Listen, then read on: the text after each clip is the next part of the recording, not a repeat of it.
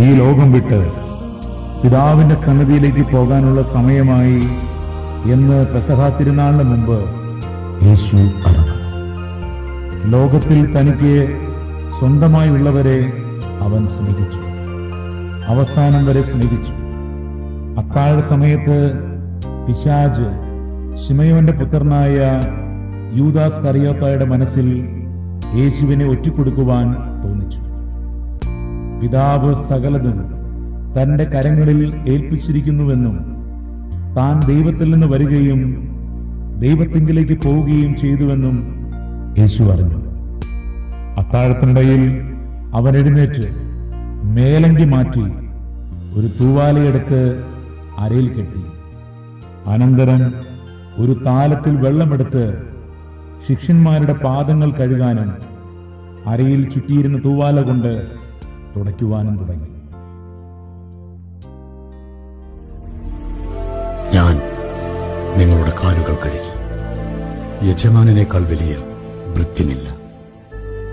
നിങ്ങളുടെ ഗുരുവും നാഥനുമായ ഞാൻ നിങ്ങളുടെ പാദങ്ങൾ കഴുകിയെങ്കിൽ നിങ്ങളും പരസ്പരം അങ്ങനെ ചെയ്യുവാൻ കടപ്പെട്ടവരാണ്.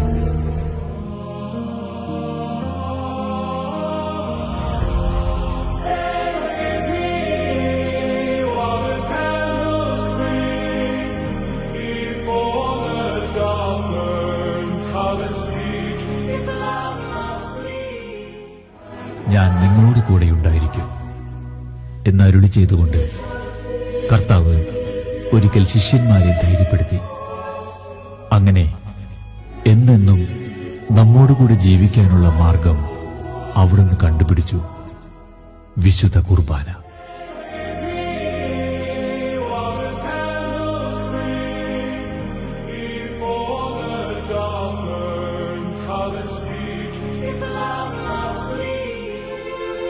ഇത് എന്റെ ശരീരമാണ്. നിങ്ങളത് വാങ്ങി ഭക്ഷിക്കില്ല. ഇത് പാപമോചനത്തിനായി അനേകർക്ക് വേണ്ടി ചിന്തപ്പെടുന്നതും ഉടമ്പടിയുടേതുമായ എന്റെ രക്തമാണ്.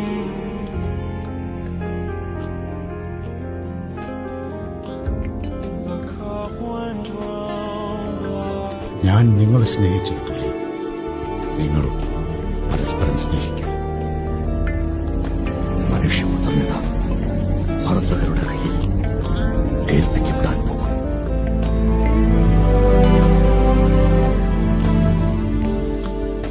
ഈ രാത്രി നിങ്ങളെല്ലാവരും എന്നെ ഇടറും. ആടുകൾ ചിതറിപ്പോകും.